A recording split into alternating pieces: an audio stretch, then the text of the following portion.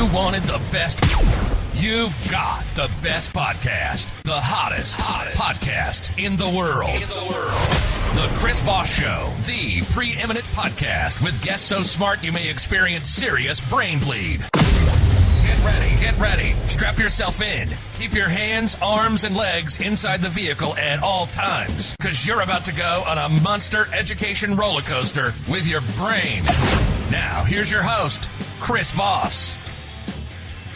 Hi, folks. Chris Voss here from thechrisvossshow.com, thechrisvossshow.com. Hey, we're coming here with a great podcast. Who knew we'd do it again? We've been doing it for so long. I don't even remember. I think it's episode 5 million, or actually it's more, about 1,000. Anyway, guys, be sure to go to youtube.com/Chris Voss. Hit that bell notification button so you can see all the wonderful things we're doing over there. Go sign up for our new LinkedIn newsletter. We got access to that, 2 weeks ago? And it's just killing it. It grows like, 100 a day, and it's about 3,500 now or something. Goes out to everyone's email and tells everybody what we're doing on LinkedIn, which is, it works for some reason. Anyway, guys, go to goodreads.com/Chris Voss, see where everything we're reading and reviewing. Go to all the other groups we have on Facebook, LinkedIn, Twitter, and Instagram. Today we have two amazing guests that are with us today. They are here on their book that you can find on Amazon or where fine books are sold. And the book is titled BrandFace for Entrepreneurs. Be the face of your business and star in your industry. Came out in paperback December 11, 2018. It's by Tanya Eberhardt and Michael Carr. They join us today. Welcome to the show, guys. How are you? Thank you so much. We're doing great. Chris. We're doing fantastic. Fantastic. Saturday over here, Chris. Oh, there you go. There you go. Give us your plugs so people can find you on the interwebs and get to know more about you guys. All right. You got it. All right. So I am the founder of BrandFace, and it actually started when I sold vacuum cleaners at the door to pay my way through college. And I realized I needed a good story. I needed to personally brand myself because I can't just walk in and ask for somebody's wallet and leave behind a vacuum cleaner. So I understood and got my first taste of personal branding back then.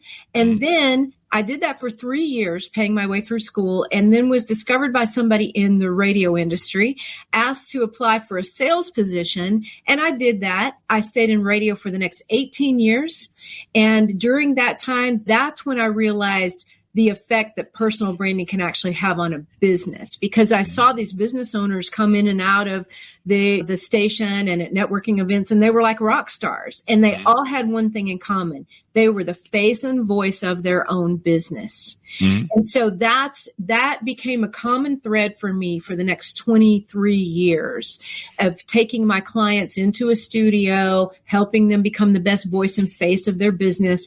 And then finally in 2013, wrote the first book in the series called BrandFace. It was for business owners. And then around that time is when I met this gentleman, and I'll let him pick it up from there. Michael. I was an auctioneer by trade. I had a chance to be an engineer when I came out of high school, and I did not want to be an engineer. I wanted to be an auctioneer. And my mom cried, said I'd never make $1, and I'd feed the family. Wow. So, it'll be all right, Mom. Trust me. And I specialized in cars, and the guy that taught me the business in Georgia, I was born and raised here in North Atlanta. He said, get your real estate license. You might be able to make a little extra money on the side, selling a farm sale, something like that. And that's really what I did in Georgia, South Carolina, North Carolina, Tennessee for several years. 2000, I opened up my own brokerage, but I still just did it to have autonomy. I still buying my own rental portfolio and helping family members and friends do a transaction every now and then. I really didn't push the issue. But in 2006, on the cusp of the mortgage debacle, we saw that coming. I brokered a deal in Georgia for a company, and it went really well. We had 300 houses. We sold 296 of them. And I said, we need to do this again. They agreed. We partnered together and went after the Bear Stearns residential portfolio. We got most of it. And I ended up with an office in Irvine, California, an office in Seattle, Washington, an office here in Atlanta. I ended up licensed in 31 states as an auctioneer and a broker, and then probably personally handled about 70,000 residential transactions during that time period. But auctioneers are always working themselves out of a job. And we did that. And thank goodness, because I had a portfolio back here in Atlanta, I needed to come back to market value. And I came back twiddling my thumbs, wondering what I'm going to do now. I bought a piece of property, met a lady that said, look, you ought to open up a brokerage here in this little bitty town north of Atlanta. There's no competition here. And I said, you'll help me, I'll do it. And then she did. We opened up the brokerage, and then she came to me and said, your marketing stinks. You don't have a brand. You don't have anything.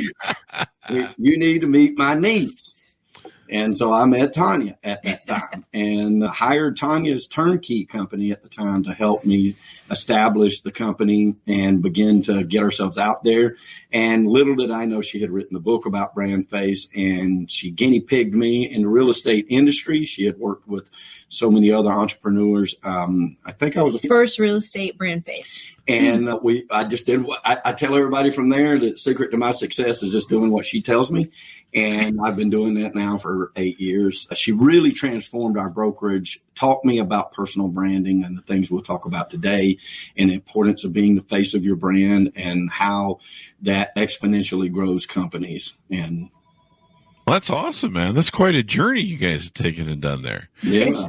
So what was the proponent or motivation behind writing the book, BrandFace for Entrepreneurs?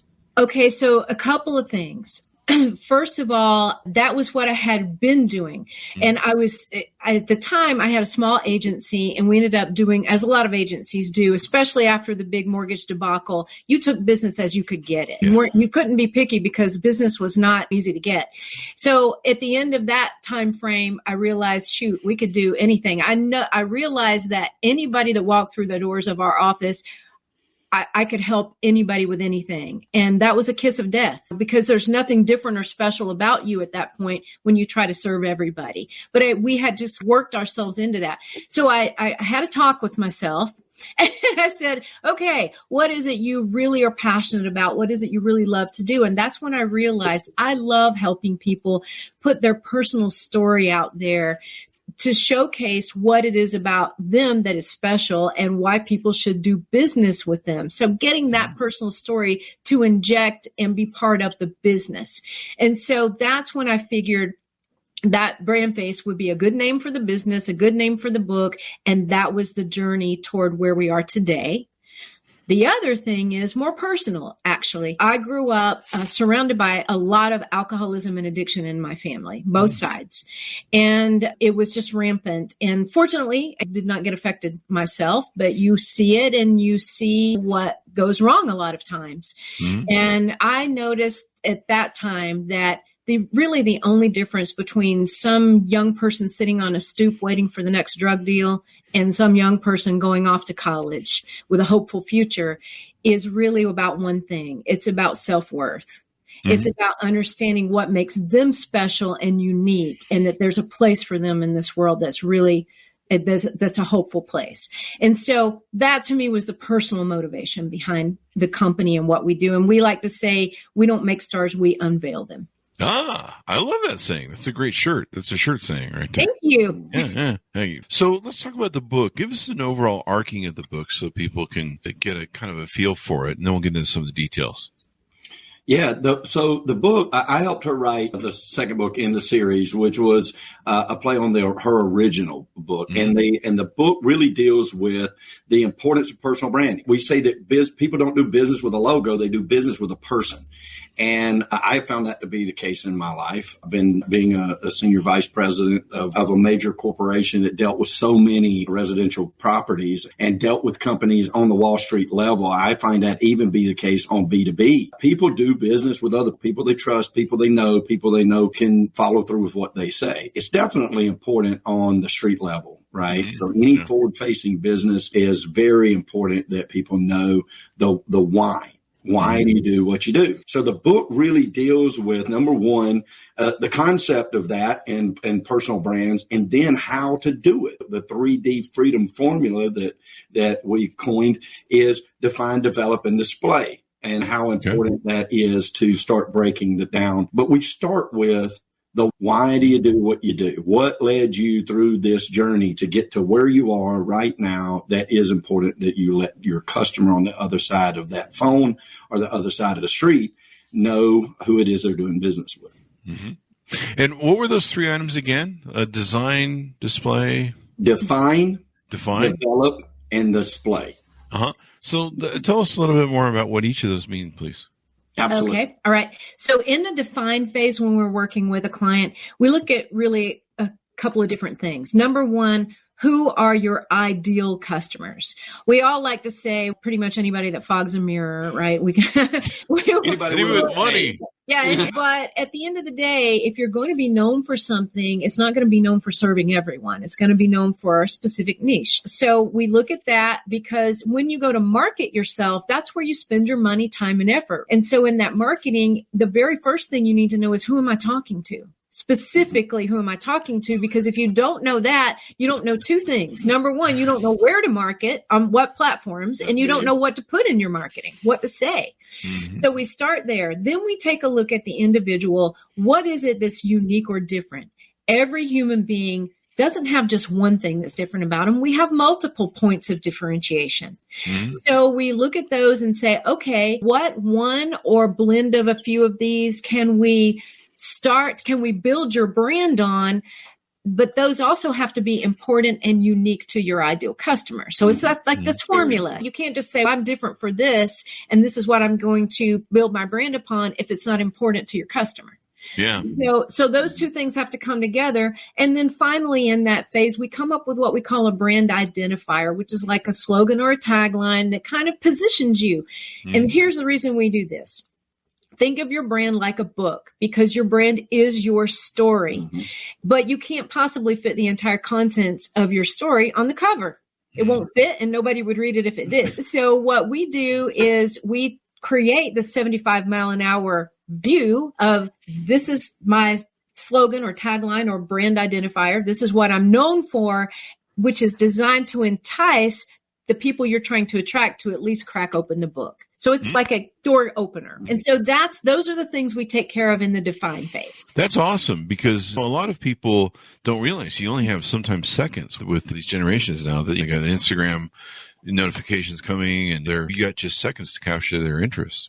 Exactly. That's so important. And especially post-COVID, like we ushered in a whole world of people. We've been using Zoom platforms and stuff like that for years now, 8 years. But a lot of people hadn't, and then all of a sudden they found where they needed to. And we see this huge growth in that type of a platform. Mm-hmm. When you have defined your brand clearly and you know where you're targeting and the people you're talking to, they are the ones that are looking us up online. They're looking us up on social media. They're looking us up on our websites and things like that, trying to find out if they even want to do business with us. That define section has been super important, and the timing is absolutely perfect for it, because everybody's looking everybody up before they get to them to see if that's even somebody that fits who they are, their acumen, if it's a part, if they can get along with them, what makes them tick.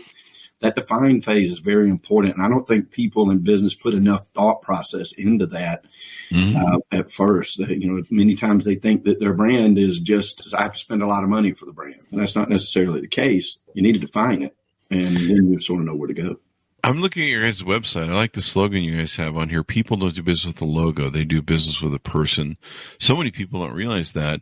And I was laughing a little bit earlier when you mentioned people have to know who they're talking to. I was thinking of some of the messages I've gotten recently on LinkedIn and Facebook, where people are like, hey, buy our stuff. And I'm like, dude, You haven't even qualified me, warmed me up on the first date. And it's really funny. Like, I had somebody friend me on Facebook 2 nights ago, and I was like, I don't know why they're friending me, but they were friends with some friends, and they just go right to something about my business. And that was like their first question. I'm like, my business is private, man. It's proprietary. It's none of your business. And that was like, he just went from, hey, Chris, it's good to be your friend. Boom, close. And I was like, I don't even know he wouldn't even tell me what he was selling yet at first. He was just asking me, like, do you want to buy this? And I was like, what the hell? What? Like, I don't even know who you are. I don't even know who you are. I don't know what you're doing. Maybe you could shake my hand because I come from an old world of sales where it's all about people buy you. And that's really the thing. So I love your guys' quote you have on your website. Oh, thank you, sir. Yeah. Yeah, it's pretty brilliant. So a lot of companies, they don't really get online. And I thought most people had gotten with the program of having a business online. But when coronavirus hit, a lot of people that didn't have websites, a lot of restaurants that didn't have websites or social media accounts, they got caught with their pants down because a lot of them had to move to online ordering. And I'm like, holy crap, you guys haven't gotten this mastered. Tell us a little bit about why that's important. And who knows what the next pandemic is that'll lock us down. And they might need some websites done right. Oh, yeah. Yeah. That's for sure. Well, it's hugely important because, as Michael said, the vast majority of people, that's where they're first introduced to you. Mm-hmm. And it could be something as simple as like you're on a Zoom call and there's 8 other people on it and all you're these either a little thumbnail with just their name on it or you see a little video of them. If your brand is defined, developed, and displayed properly, you're going to have an image that shows a photo of you, some of your branding elements, maybe your brand identifier, and it's going to be at a glance. They're going to see you. And imagine just in that 5-10 seconds, it's, wow, that looks interesting. Let me learn more about this person, even if they've never met you before and you just happen to be on the same Zoom call together. Mm-hmm. So that's just one aspect of how powerful it is and how important it is to be online, period. Websites and social media, you can't not do that today. You just can't not. And I'll tell you another thing that I really believe in is there are a lot of people who, when you ask their website, they'll send you to their Facebook page, right? Yeah.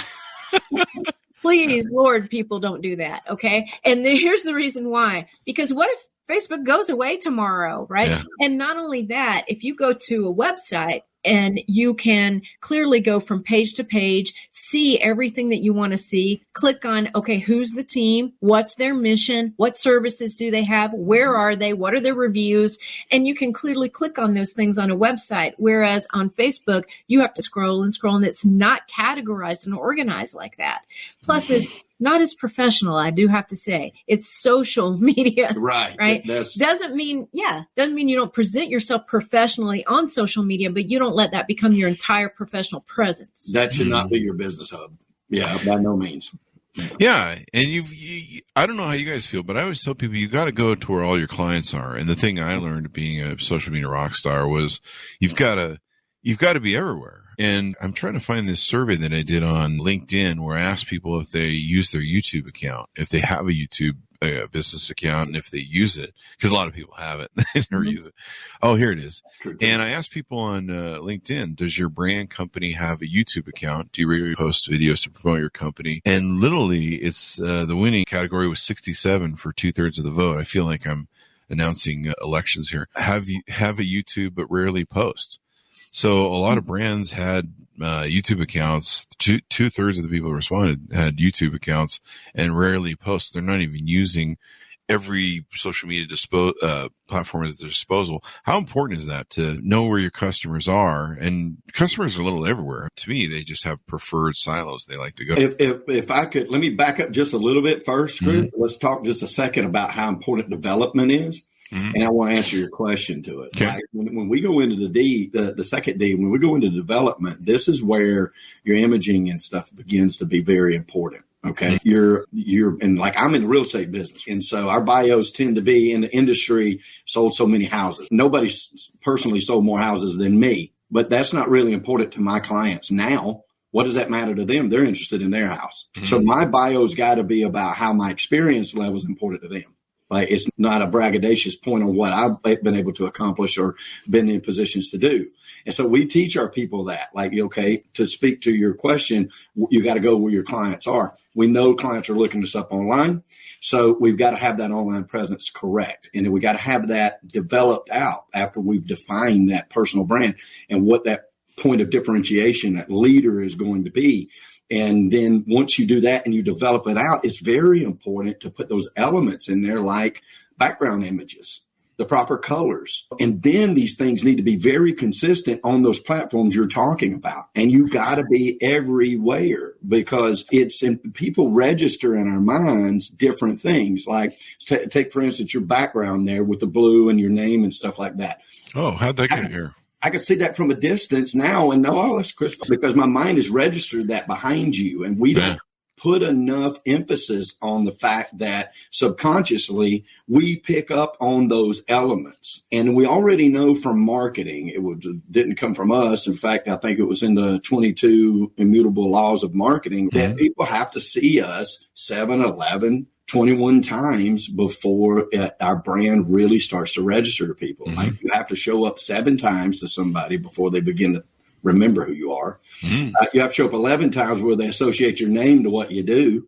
You have to show up about 21 times before they start doing with you. And so to your question, to pull that back, and we can dig a little deeper even, to pull that back, you got to be everywhere because you don't know. They might be YouTube users, right? Yeah. Now you got TikTok out there. Everybody that was a YouTuber is now a TikToker. And there's going to be another one. Right? Facebook didn't invent anything. They stole it. And then other people have been copying it ever since. There's going to be another social media and another social media and another social media. And you got to show up in those places. But here's what happens when you do. When you show up consistently like that, and they're on a YouTube video or whatnot, then all of a sudden you pop up and they may or may not register the fact that they just saw one of your podcasts, or then they don't know that. Now they're like, what is this? And they go to your website and they see that a website in the bio explains to them why your experience level is important to you. Then you're beginning to get those impressions that are so necessary to your clients calling you to do business with you. Most definitely. We had my friend, Cara Golden, who wrote the book Undaunted. She's the CEO of Hintwater, if you're familiar with Hintwater. And she's just an amazing CEO. And when she was on the show, I found out she wasn't on TikTok yet. And I said, you need to go on there. That's perfect for your brand. She goes, I don't know, man. There's young kids, the newest thing. And I'm like, no. And so we did a search. I think we were on air at the time. And we did a search. And I'm like, there's people talking about your brand here. And she's really? I'm like, yeah, you guys have a hashtag going. There's people taking pictures with your brand. They got the Hintwater. And she's like, are you? Okay. And I'm like, no, you need to be over here. There's people talking about, and a lot of people don't realize there's like, I've had that where, if there's a product I fall in love with, a certain brand of coffee or something, and I'll be tagging the brand. I'm like, do these guys even listen? And then a lot of times the brands, if they're smart, their media is monitoring, and they'll come on and they'll be like, hey, thanks for buying our coffee, or thanks for doing this or whatever. And it's been really good for customer service. A lot of people, like you guys said earlier, they don't realize that people kind of credit check them online. Look for a nice restaurant, even on Yelp. Yep. I'll still go check out their website. And there's something about the qualification of it. I remember seeing the success of the best McDonald's in America. And they asked the guy, what's the key to being the most successful McDonald's in America? He goes, clean bathroom. People are like, what? And if you have a clean bathroom, it speaks to what the rest of the thing people do. It makes them want to come back. If they see the bathroom's clean, likely their food's going to be clean and healthy, or at least good. Let's put it that way for McDonald's. But it's those things that people use to qualify that people don't realize. I would agree with that 1,000%. In fact, I do that. I only stop at McDonald's to go to the restroom on my trip. That's so true. That is so true. She's like, it'll be clean. You don't go to the truck stop bathroom, right? I did much better. I grew up in the car business. My dad was a car dealer and was a pioneer in the buy here, pay here business back in the day. And our area, Lawrenceville, Georgia, back then. And of course, I grew up with that free labor, right? I was his free labor. And so, I remember those July days, 107 degrees, and I'm in there, cleaning windows and stuff. And dad was always pounding the table, clean the door jams. Clean the door jams. And I'm like, why do I got to clean the door jams? I'm on a dark car. And he's like, people don't realize they notice those things. Yeah. And he's so right, because you clean the door. What's the last time you opened a door at a car and look down at the door jams? You might notice it every now and then, but for the most part, we don't. But the mind does. We pick up on those little nuances like that. And it may need a whole paint job, but if that door jam is clean, and you might not ever register but that whole car will look cleaner to you because of that. So it is very important that we do that. It's those nuances. There's a little chicken place. It's a little family startup that's in my place. They make the best chicken I've ever had in my life. I haven't been to the South, but I've been to Roscoe's. Does that count? Yeah, Roscoe's is, man, they put crack in. I think they put crack in. I think they do. I really seasoning do. of the chicken. The first time somebody told me, they got waffles and fried chicken, I'm like, ew. It sounds like you're mixing a meal. You're mixing breakfast and dinner. That shouldn't be legal. But then I went to Roscoe's, but they have a little shop up here. And one of my problems was I kept calling them sometimes I get out of the gym. I want some chicken after arm day, and I had like half an hour. So I would barely be arriving there and not have time to order. And so I'm like trying to call them, and their number was disconnected. And I'm like, what the hell? And so they lost business several times before finally I got someone to respond on Instagram. And I'm like, what are you doing? They're like, oh, we're switching to a call and order setup. And I'm like, dude, you got to have a phone number customers can call. You guys are crazy. Right. And then the other thing is when they wash their trays, they have these trays they give you, and it's really the greatest chicken. Otherwise I wouldn't care. Mm-hmm. But the trays, somehow they're always wet on the bottom. Like they dry the top, but they don't dry the bottom, and they stack them. And so when they hand them to you, they're nasty. They're all wet underneath. So finally I said to them, I said, guys, this really makes me wonder when you get this and your shop is always empty. And I'm pretty sure it's because people are really tripped out by your trays. Whether enough where it's like every single time. And it's those little nuances, like you say. You talk in the book about how to develop an attractor factor. Tell us a little bit about that. Sure. So first of all, it all starts with knowing who you're trying to attract. Mm-hmm. And then you've got to look at what things are important to that person and articulating those things about you that fit that profile. So for instance, we do a lot of work in brand messaging, and brand messaging is there are things like your elevator pitch, which to us is one sentence. It's not a 30-second soliloquy. It's one sentence. And then we do something called signature sound bites, which are about 5 or 6 bullet points that serve as highlights of your brand at a glance. Okay. Think back to the Reader's Digest days, right? The short reads. Okay. So we don't always have the attention span to read a full bio. So when you don't, there's always the bullet points. And when you can't, when you don't have space or you don't have attention for that, then there's the elevator pitch. So all links of content. And in that brand messaging is where you put those things that let somebody know that you're perfect for them. So let's say if you are a podcaster and you are trying to help speakers become the best speaker they can, try to get them on TED Talks, things like that. Then you want to put that in your brand messaging. I've helped this many people land a TED Talk. I help you gain more confidence in your 17, 18 minute TED Talk, or things like that specifically relate to exactly who you're talking to. And those become the attractor factors. Mm-hmm. And on top of your book, you've got different trainings and stuff that people can look on your website, how to discuss their brand, different videos that you've got on here. So define, develop, and display. Do we get display covered then? I think we got through define. Yeah, pretty much just through define. Yeah. We've really been burying the needle on define. So should we do develop next? Most important part. Yeah.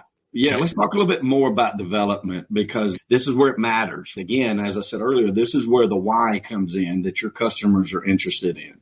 Mm-hmm. Again, being in the real estate business, NAR proved a long time ago that the last stat 20 years ago was 84% of people were going online and checking you out before they called you. And so now it's well into the 90s in a world where we have more access to this and more people are familiar with the computer and how to use it and where they're going to find out more about you.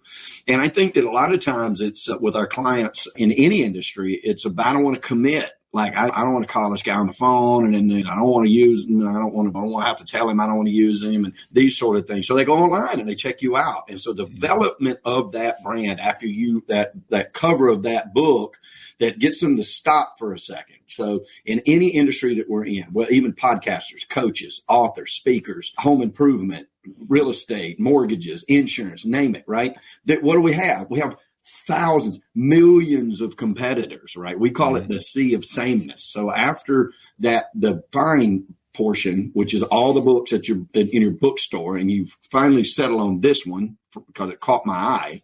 What you want to do, you want to open up the book, and then that's when development really starts to take into play how they're going to really effectively talk themselves into why they're going to do business with you before they ever call you. Most of your work is done, right? Now, when you tie that development phase into your social media, when you take your spotlight sheet at a glance, which is your bio at a glance, And then when you start putting those out as a post on your social media with those same branding images, those same background images, those same branding elements that you use on the defined space, then you start to get those numbers that you need for people to begin to register why they want to do business with you. Then when they stop at your website and they're going to read your bio, they're not just interested in how many numbers. Another statistic in the real estate business was that like 96% of people, NAR just read this, says they don't care what brokerage you come from. Okay? They don't care if you're the largest brokerage in the country, or you're the tiniest brokerage, or you're a one-man shop. They don't care. They care about you. They care about the agent that is going to be dealing with them. I find that to be the case. But where are they going to find that out? They're going to find that out when they start to go through the development that you've put into it. We look at 77 different criteria when we build a brand. Oh, wow. That helps to define this. It's a deep dive. This isn't just hey, these are some pretty colors and here's a beautiful face to go on it, and now you're branded. There's so many more things that go into how to build that culture that you're trying to build. And people during the development phase, people will tell us like, okay, look, I don't want to niche in. Am I going to alienate people? I want to take money from anybody willing to buy. The answer to that is yes, you would, right? If they call it, what is the number one thing that people in entrepreneurial businesses say? Marketing doesn't work. I can't get any ROI on my marketing. I mailed out 10,000 postcards. I had a puppy dog on it. Nobody called me, right? You know what I mean? Like it's because you're not building your brand. You're not building your culture. That's just marketing. If you have the brand first, then you know who to talk to. You've identified in the define phase who it is you want to talk to. So now when you start spending your money on marketing that is so vital to keep any business rolling, you know who you're talking to. That's when you start to see that return on your investment. That's when you can literally track, okay, those billboards work. Those radio ads work. Look at my podcast getting traction. Look at my YouTube channel gaining listeners and subscribers. Look at my TikTok following grow. And then you can trace back like, oh, where did you come from? Oh, you saw one of my YouTube videos. Oh, that's awesome. Okay, what was it about that? And then you can carry these dialogues. Well, not only are you finding out more and more how your development has worked, you're also building that rapport with the customer you're talking to. Mm-hmm. And so development phase of that D is something that you've got to spend a good bit of time on and know how. Yeah, definitely. In fact, I'm getting a bit of a laugh looking at this survey I did on LinkedIn. Only 8% of the respondents regularly post on YouTube. 25% don't, and 2/3 rarely post. So that just means they have an account just for a platform. I actually do that too. That's one of my other qualifiers for companies or people I want to do business with. I'll click their at links for Facebook, LinkedIn, Twitter on their websites. And half the time they've never been like whoever designed the website. It goes to, hey, buy Kick software for building your website. And they're just like, are you serious? You didn't think this through? But to me, that's a qualifier.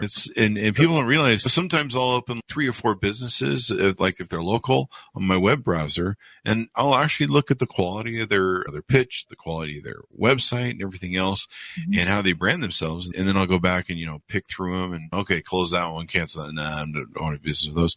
And yeah, people go through this process sometimes very quickly and very judgmentally. They're not going to sit there and go, maybe they just have a bad tagline. They're going to get You're exactly right. You. No, you either have it together or you don't. I think we even qualify reviews. How many times have you gone and looked at reviews and went, nope, don't believe that one. Yep, that one's sincere. Nope, that one's not qualified. Nope, we even do that. We're skeptical by nature, I think. And so we want to be sure that, and then I think the online presence is still, there's a lot of skepticism to that too. And so building that honesty and that rapport through your brand on those online platforms is so vitally important. One of the words that we use in the book that she taught me, very important, is the authenticity behind it. People are going to sniff you out if you're not able to live up to what it is that you're putting out there. And so your brand has to be you. It has to be this criteria and the development that is truly you, because if you put that portrait out there and you build that out and they're like, oh yeah, I'm this person, and then they do reach out to you and you don't uphold those things that you said in your development, then you're automatically have lost all credibility. Yeah.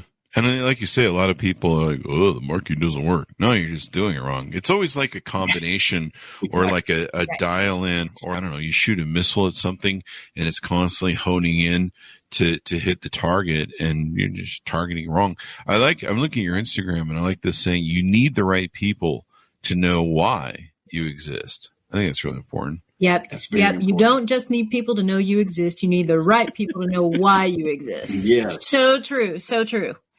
I remember when social media was starting out and we used to build websites as part of our business, WordPresses for people. And they would just be like, okay, it's up now. When does the phone start ringing? We put the website up, our little bricks out there. And where's the money? And you're like, no, you have to market this thing. There's so many. And I think what a lot of people don't realize, correct me if I'm wrong, is what people don't realize is they're like, we don't want to spend all that money on that. Or I don't know. We have plenty of business coming in the door. Like a lot of restaurants said that before the pandemic. And they don't realize their competitors are out there taking up that space. Yes.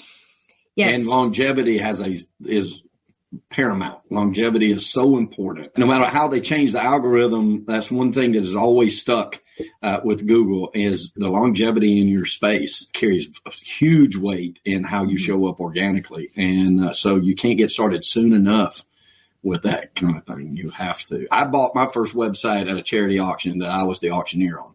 Oh, really? And nobody had been on it. So I was like, it was Habitat for Humanity. So I was like, I believe in charity. Wow. So I'll just go. And so I bought it. I think I paid $125 for it.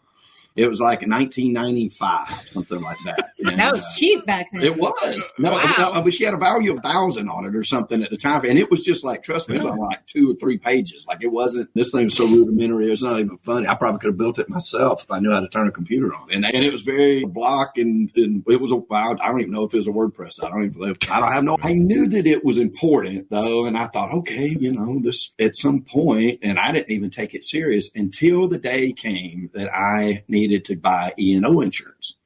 And I filled out my application for my E&O insurance as a realtor because that's why I needed it. You didn't need it on the auction side. You needed it on the real estate side in the state of Georgia. It wasn't mandatory. And I just thought, well, the businesses it should do it and the insurance is good. So let's get it. And my insurance agent denied me. And so I wanted to know why. And they said, because we went to your website and you are active in auctions and we don't insure auctions. And I went, look at that. And it was the first thing that came to mind where I was actually qualified on an online platform from an application that I literally faxed into them. I mean, back for those of y'all that remember the fax machines. And so it began to dawn on me. I'm like, hold on, this is going to catch traction. It's going to be very important to build. And now 30 years later, it's the number one thing. We look at everybody's social media platforms before we hire them. Oh, absolutely. And we rule out more than we rule in. That's absolutely true. The body of work on the Chris Voss show is quite astounding. We've got 12 years in the can. I own all the Chris Vosses except for the .com. That got away from me probably in 1980. Some guy in Oxford, London bought it and then it got loose. And but for 10 years I would call him and be like, I'll give you a lot of money for it. And he's now, I'm not selling it. And he had this he was like some 70-year-old guy in Oxford, England. He was a teacher at the school. And he had some crappy genealogy he had on there. And I would have clients that would come to me and they'd be like, Chris, so we really love what you do, but your website's crap.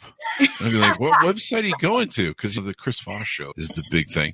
And they were like, we're on that chrisvoss.com. And I'm like, oh my God, it's been something it beat me to it.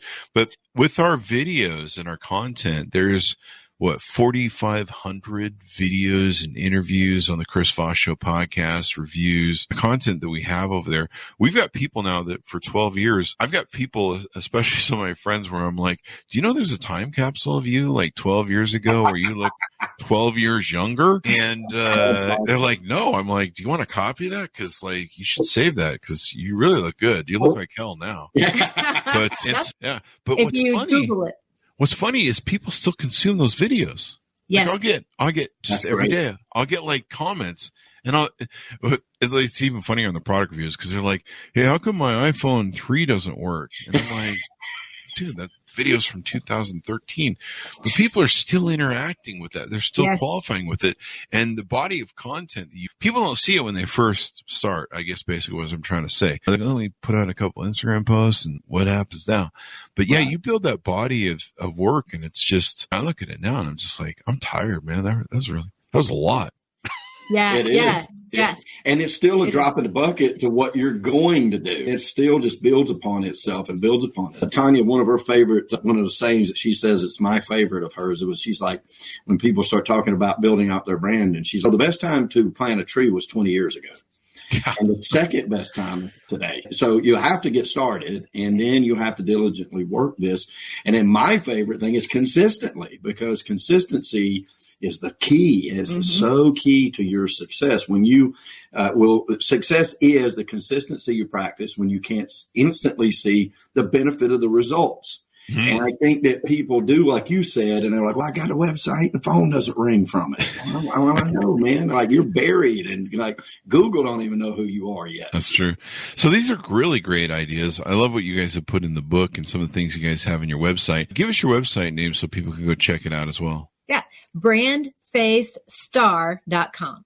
BrandFaceStar.com. Anything more we want to touch on, guys, before we go? I think just that if you are somebody that's sitting there thinking, okay, I have my own business, but I'm not really sure my story's out there in the right way to capture the attention of the people I'm trying to attract, that's something you should really pay attention to. And I think I want to leave this. The number one mistake that is made by people in all industries is marketing before the brand is built.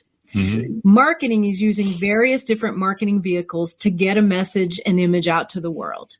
But your brand is that message and image that you're infusing into all of that marketing on all platforms. And if you don't have the story straight, then you end up marketing generically, just like the rest of the people in your industry. And that's why we call it the sea of sameness. You've got to stand out. And in doing so, it is people do business with a person, not a logo. So I would say avoid that number one mistake to everybody. Yeah. Qualifying is so important too. Like you mentioned, you got to be talking to the right person. I've had people, they call me up and they're like, they're asking me to, I think somebody asked me to invest or something in a charity or something. And I'm like, when did you get the impression that I do charity work or something? Or I work with charities or nonprofits? And they're just flipping it to everybody on LinkedIn, this pitch. And I was just like, seriously, you're wasting so much time. Like, this isn't even my wheelhouse, some of the stuff you're pitching at me. LinkedIn's like a big for that. It's really crazy. Yep. Oh, yeah. We see that all the time. I see it a lot. And it's just hitting bullseyes on the wrong targets completely. Yeah. Because you don't have that brand built out and know the why and who you're trying to attract. Even more than that, it's sending out the wrong message. Even if you've got the target, your message is all wrong. And why are you the person they should want to connect with? And what do you have to offer to them that's going to change their life or their business? That's what's missing. And you don't know that until Exactly. Yeah. If you don't, because I've had people do that, and I'm just like, they go right for whatever the close is, and you're like, who the hell are you? And what is your brand? And why do I care? Why should I care? I don't care what the hell you're doing. They're like, yeah, we do this. I'm like, yeah, so okay. We do this. Why are we having this? Like, I've said to people, like, why are we having this conversation? Out of the blue, you're just like hitting me up and I don't know, you're trying to sell me something. Or my favorite, I think, was when someone started walking me through a very slow walk that they weren't being really clear on what they were selling or doing, but they were basically trying to tell me what crypto was, even though I've been interviewed in articles for crypto and everything else. Do you know what crypto is? And I'm like, yeah, I think so. Sort of. Yeah, I do. And they're like, crypto is this blockchain thing. And I'm like, dude, I have friends that are on the foundation for the Bitcoin Foundation. Come on, man. Like, what the hell? Wrong fit. Wrong fit. So there you go. So guys, thanks for coming on the show. We certainly appreciate it. Thanks for being here. Thank you so much. Chris. We appreciate it. There you go. And give us your plugs one more time, your .com, so people can find you on the interwebs. Sure. Want to learn more about us? It's BrandFaceStar.com. And if you want to talk to our team about helping you define, develop, and display your own brand, is DiscussYourBrand.com. There you go. There you go. So order up the book, guys. You can go to wherever fine books are sold. The book is called, and it's just got updated too, BrandFace for Entrepreneurs. Be the face of your business and star in your industry by Tanya Eberhardt and Michael Carr. Thanks for tuning in, guys. Go to youtube.com/Chris Voss. Hit the bell notification button. The drill. It's free for an unlimited time, so you can just sign right up there. It won't cost you a dime. And I think that's a lifetime deal, so you may want to just take advantage of that because it could go away at any time. You never know. Go to goodreads.com/Chris Voss. See everything reading and reviewing. I think my book is on one of those giveaway things. You can go check that out as well, the second book. And then also go to all of our groups. There's so many of them: Facebook, LinkedIn, Twitter, Instagram, TikTok, all those places the crazy kids are at, and all that good stuff. Be good to each other, and we'll see you guys next time.